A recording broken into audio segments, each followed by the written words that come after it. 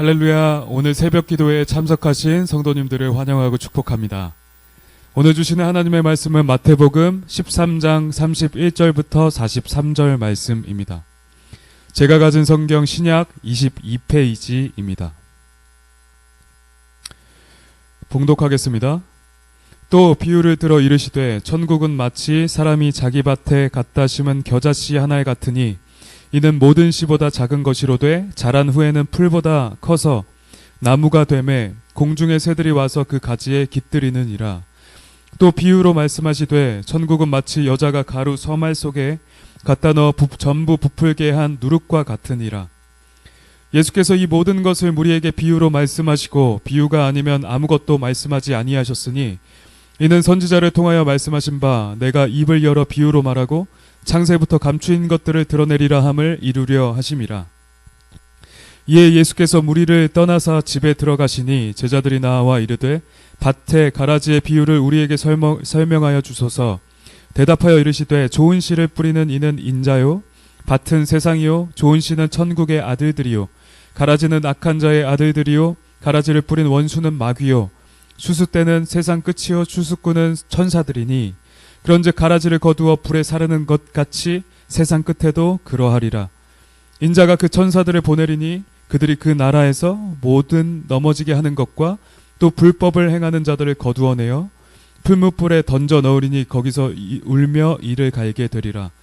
그때에 의인들은 자기 아버지 나라에서 해와 같이 빛나리라. 귀 있는 자는 들으라. 아멘. 제자에게만 허락된 하나님의 나라라는 제목으로 말씀 전하도록 하겠습니다. 오늘 본문에는 가장 먼저 천국에 대한 짧고 강렬한 두 비유가 선포됩니다. 하나는 겨자씨 비유이고 다른 하나는 누룩 비유입니다. 겨자씨는 씨 중에 가장 작은 것에 속합니다. 그러나 그것이 다 자란 후에는 다른 풀들보다도 더 커서 2m 이상이 되는 나무가 되죠. 그 나무에는 이제 다른 새들이 깃들일 만큼의 큰 안식처가 제공됩니다. 예수님은 천국이 마치 이와 같다고 말씀하는 것입니다. 또 누룩 비유 역시도 마찬가지입니다. 한 여자가 가루 서말 속에 누룩을 넣습니다. 그러면 이는 엄청나게 부풀어서 약 150여 명의 많은 사람들을 먹일 수 있을 만한 엄청난 양으로 부풀게 되지요. 천국이 또 이와 같다는 것입니다. 천국은 그 시작이 아주 작고 미약해 보잘것없는 듯해 보이지만 그 끝은 무엇보다 창성하여서 굉장히 크고 거대하며 웅장하게 될 것임을 잘 나타내 보여주는 것입니다. 우리 예수님의 탄생과 복음의 시작부터가 마치 이 두 비유와 같지 않습니까? 예수님은 하나님이시며 왕이시고 존귀한 분이시지만 이 낮은 땅에 오시되 태어날 곳 없어 짐승이 사는 마국간의 말 구유에서 태어나셨습니다. 그리고 예수님이 공생애를 시작하셔서 복음을 전하셨지만 이는 로마 사람들과 세상 사람들의 눈에는 제국의 한 귀퉁이에서 자신들을 귀찮게 하는 하찮은 사람에 불과했죠. 그러나 그렇게 미약하게 시작된 복음이 어떻게 되었습니까? 로마 제국 전역을 바꾸고 세계 역사를 주도해 나가기 시작했습니다.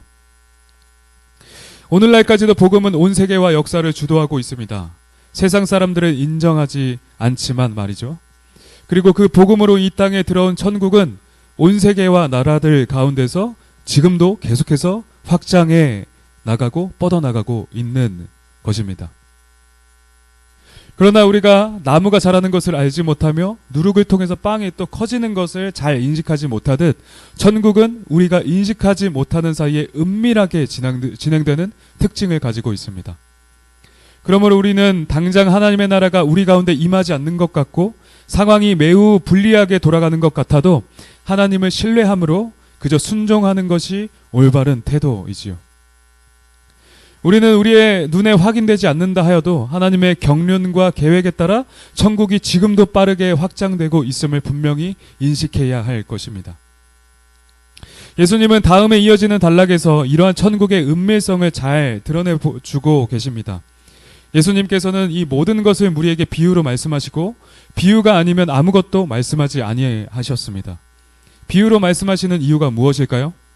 외인들에게는 이 천국의 비밀을 가리며 제자들에게는 더 이해하기 쉽게 설명하기 위함이었습니다.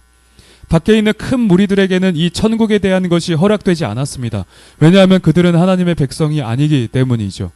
또 그들은 그들 스스로의 완악함으로 이 진리의 도를 버리고 말씀을 들으나 행하지 않는 자들이었기 때문입니다.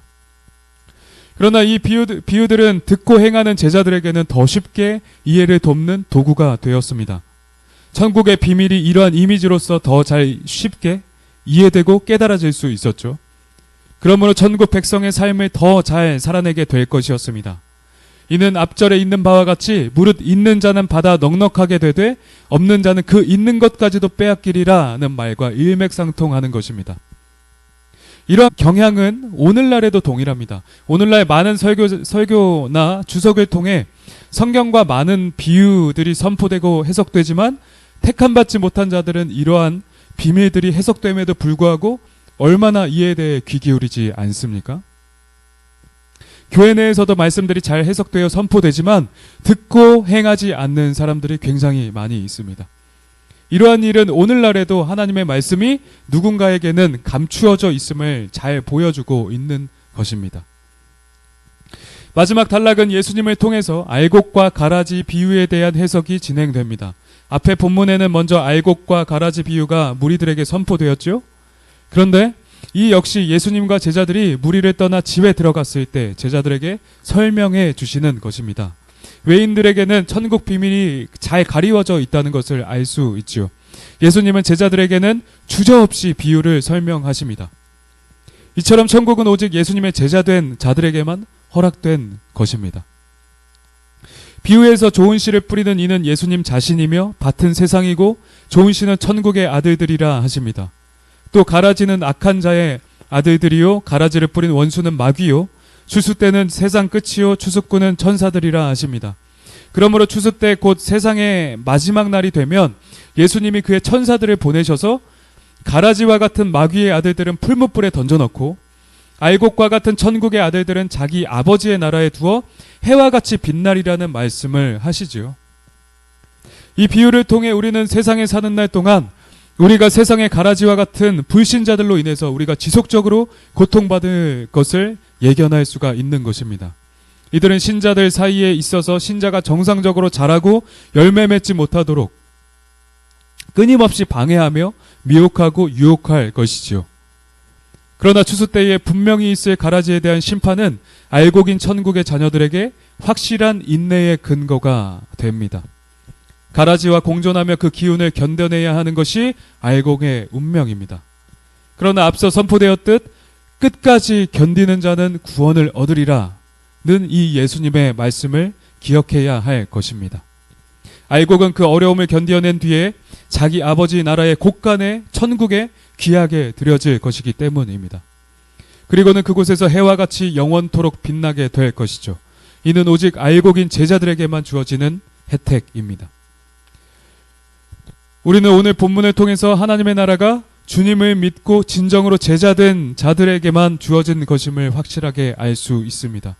그리고 이러한 사실은 세상 사람들이 전혀 깨닫지 못하며 이해할 수도 없는 것입니다.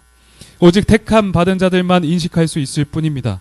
신자들은 이 세상에 살며 원수가 뿌려놓은 가라지들로 인해서 끊임없이 고통받고 힘들어할 것입니다. 그리고 때로는 성장이 더뎌지고 열매 맺기가 힘들어질 수 있죠. 우리는 때로 그러한 우리의 삶과 환경 속에 매우 고통스러워할 수도 있을 것입니다. 하지만 하나님의 나라는 그러함에도 불구하고 전진하고 있으며 확장되고 급속히 팽창하고 있음을 우리는 인식해야 할 것입니다. 하나님은 지금도 우리가 알지 못하는 사이에 하나님의 나라를 이루어가고 계시며 주의 일들을 성취하고 계십니다. 이는 식물이 자라고 빵이 부푸는 것을 우리가 잘 인식하지 못하는 일과 같습니다. 또 우리는 추수의 때, 곧 심판의 날이 곧 와서 가라지인 불신자들은 풀무에, 알곡인 제자들은 천국에 들어갈 것을 확신할 수 있는 것이죠. 그러므로 우리는 이러한 하나님 나라의 일들을 확신함으로 낙심하지 아니하고 끝까지 우리의 삶을 견뎌야 할 것입니다. 제자된 우리에게 이미 하나님의 나라가 임했고 또 완성된 그 나라가 훗날 우리에게 허락될 것임을 깨닫고 오늘도 담대히 나아갈 수가 있는 것입니다. 우리의 이러한 승리를 확신함으로 오늘을 멋지게 담대하게 살아내는 우리 의왕 우리 교회 성도님들 다 되시기를 우리 주님의 이름으로 축복합니다. 우리 함께 기도하며 나아가겠습니다. 이 시간 기도하실 때 하나님의 나라가 지금도 우리가 알지 못하는 사이에 확장되고 있음을 우리가 알므로 오늘도 우리의 오늘의 삶을 또 담대히 살아내게 하여 주시옵소서. 가라지와 같은 불신자들이 우리의 성장을 막고 실족하도록 방해하지만 그럼에도 불구하고 마지막 심판날에 주께서 전부 갚으시고 심판하실 것을 신뢰함으로 우리가 오늘도 끝까지 견뎌내게 하여 주시옵소서. 오늘을 담대히 멋지게 살아내도록 그것을 위해서 우리 함께 기도하도록 하겠습니다. 또 그리고 두 번째로 개인 기도 제목을 가지고 기도하며 나아가겠습니다. 사랑의 하나님 아버지 감사합니다. 오늘 우리를 붙들어 주시고